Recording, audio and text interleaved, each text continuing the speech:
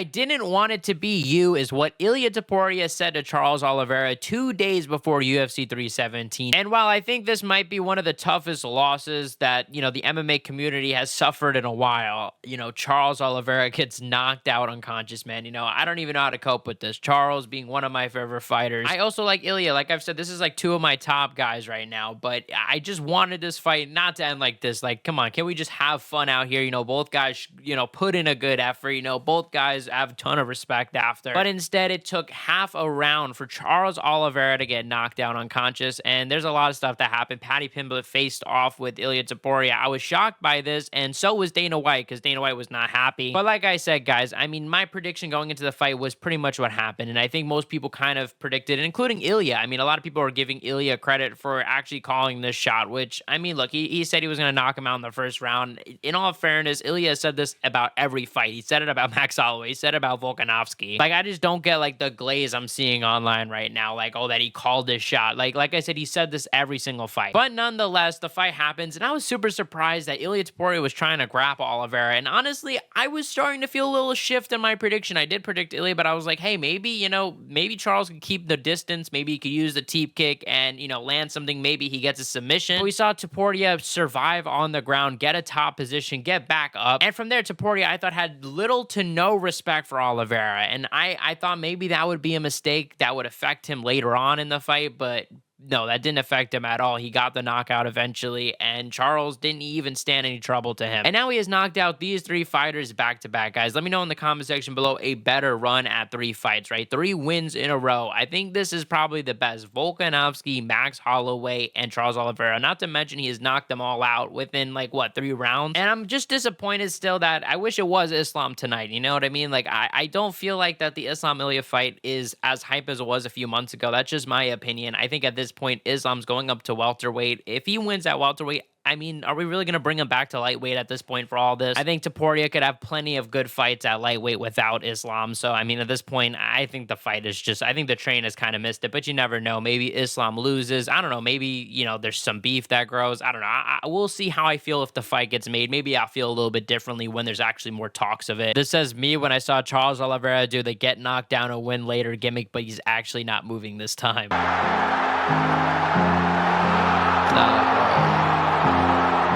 Bro, I just, man, bro. Like, I'm really curious to see what is going to be next for Charles. Like, that is a brutal knockout. He was down for a while. That's a lot of damage. Like, Charles Oliveira, I think he's also over that 35 age. Charles has made so much money at this point. I'm not trying to retire my guy, but how many more fights is there realistically? Like, they're going to definitely give him a very hard fight next. I wouldn't mind still seeing maybe the Arman Sarukian rematch at this point. Like, I don't think that's a bad fight to make. Topuria actually full-on posted the knockout. I can't actually show you guys it, but let's actually, I don't know, maybe we'll take a look at poor Charles, getting hit with the right hand. Obviously, you guys probably have seen it at this point. I can't show. I got to be very careful. And yeah, this is just a sad image. He posts 17-0 with the Rose, continuing the Rose gimmick from, all the way back from his career. But while this was impressive and we could keep talking about it, there's also talks about what's next. What does Ilia want? He called out a couple people, called out Arman Sarukian, right? He said, oh, the guy that, he couldn't fight because his back was hurt, which there's also an interesting update on that because Dana White, it seems like to me, accidentally leaked that Arman missed weight. The guy had the opportunity to fight for a title and didn't make weight. Maybe I'll do another video on this because I think this is a big story as well. But Arman Sarukian said that, he couldn't fight back in January. He pulled out the day before he was supposed to fight Islam Makhachev because he apparently had a back injury that prevented him from fighting. But it turns out Dana White just said at this post-fight press conference that he couldn't make weight, which was a theory a lot of fans had because,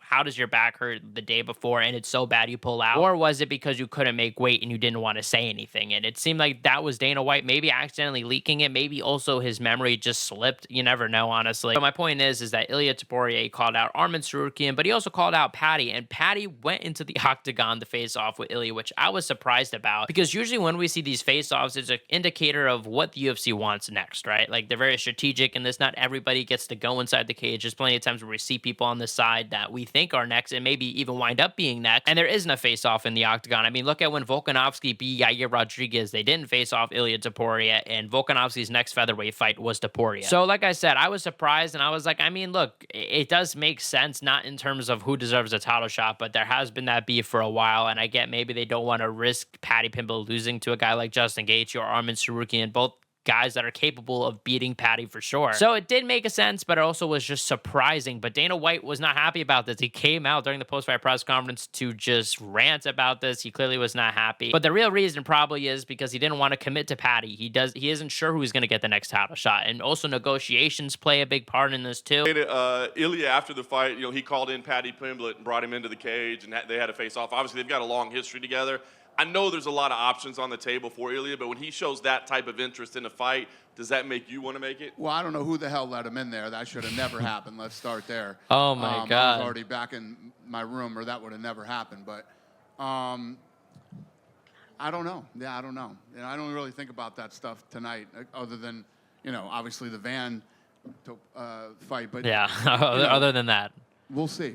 We'll see how this. Bro is just saying a whole lot of nothing. Like, you could tell Dana White, he's just flustered. I don't know if he's just so angry he's trying to, keep it in, but that was nothing. He basically contradicted himself. He was like, yeah, I usually don't like to do the face-offs in the cage because I don't like to think about it, the same night, except for when I did that right before the last fight. Yeah, except for that time. And then just doesn't expand on it. Like, what's the difference then? I mean, seriously, I don't really get this. My thing with with Topuria is his wife and kid are in the octagon. That's not the fight. It's just, yeah.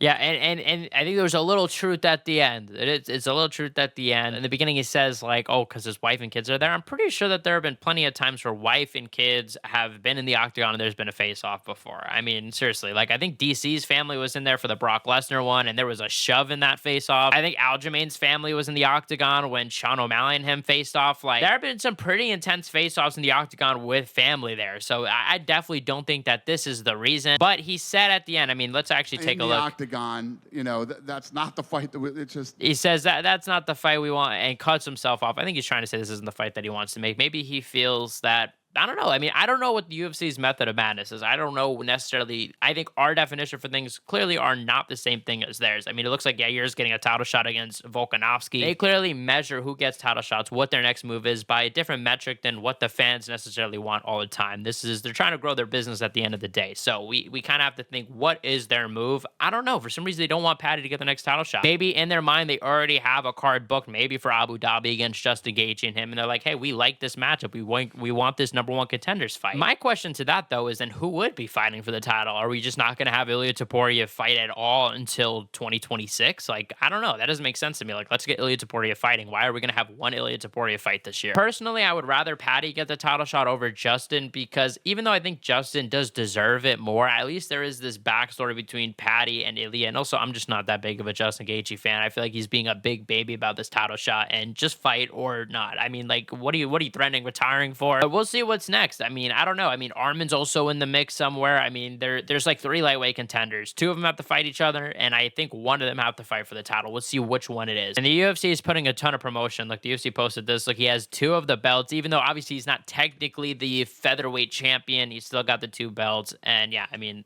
just the UFC is putting a lot of investment into him, because there aren't as many UFC stars anymore, as we've talked about throughout this year. There's a lot of UFC stars that are leaving. John Jones just officially retired. Conor McGregor, I would be surprised if he fights at all ever. So outside of that, who's the biggest star? I mean, then maybe you would talk about guys like Sean O'Malley. He just lost his last fight. Maybe Adesanya. He's on a losing streak. I mean, I think then you're talking Islam or Ilia Topuria. These are 2, I think, of the biggest stars right now in the UFC for sure that are actively fighting. And yeah, guys, this is a brutal sport. I remember like it was yesterday, Charles Oliveira being a dominant champ, beating all of these lightweights, and now knocked out unconscious, bro. This one was a sad one, bro. I don't root for a lot of fighters. I don't have many favorite fighters. I'd say I probably have like a handful of favorite fighters, and when they lose, especially when it's like this knockout cold, it definitely hurts. I would say, though, the saddest I ever was Oliveira losing to Islam. That one, I remember, man. That one hurt like I don't know what. But at least we get to see now Ilia, go on, become a bigger star. So we'll see what happens with that, guys. Let me know what you guys think in the comment section below, and let me know what video you guys want to see this week. Check out my last video where I broke down the John Jones situation in depth, showing you guys the body cam footage and breaking down the report. You guys, the best fan base in MMA, hit the subscribe button, like, comment, and share. I'll see you guys in the next one.